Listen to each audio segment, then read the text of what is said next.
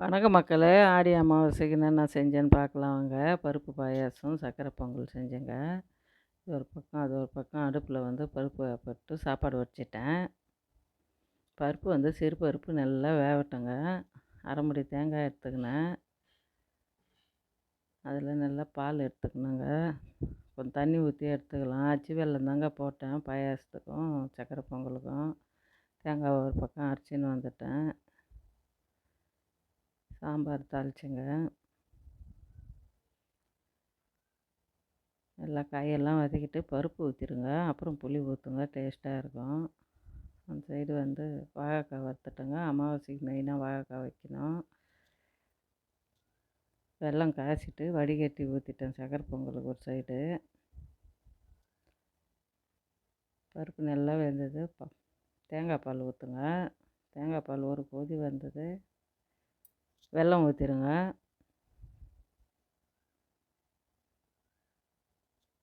நல்லா கலரி விடுங்க.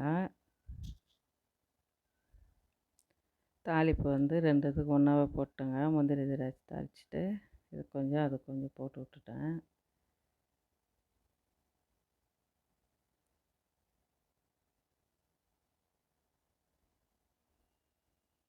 வந்து இனிப்பு பச்சடி செய்யலாங்க.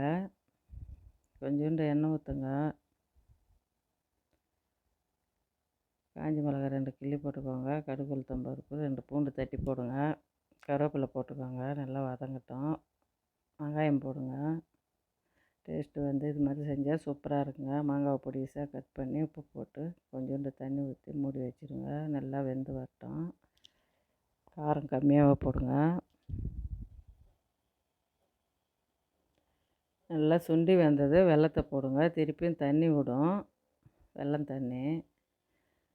சூப்பராக மாங்காய் பச்சடி ரெடி ஆயிடுச்சுங்க. உளுந்து அரைச்சிக்கணுங்க. மிக்சியில் தான் போட்டுக்கினேன். கொத்தமல்லி, கருவேப்பிலை, சீரகம், மிளகு, உப்பு, பெருங்காயத்தூள் போட்டுக்கோங்க. வடை வந்து கையில் தான் இப்படி தாங்க சுடுவேன் நான் எப்பவுமே.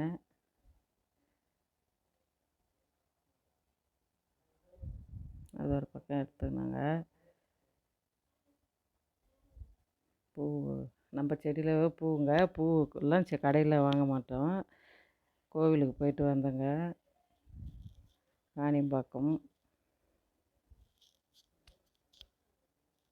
இந்த வீடியோ பிடிச்சிருந்தா லைக் பண்ணுங்கள், ஷேர் பண்ணுங்கள், கமெண்ட் பண்ணுங்கள். நம்ம வீட்டில் எப்படி அமாவாசை கும்பிட்டீங்கன்ட்டு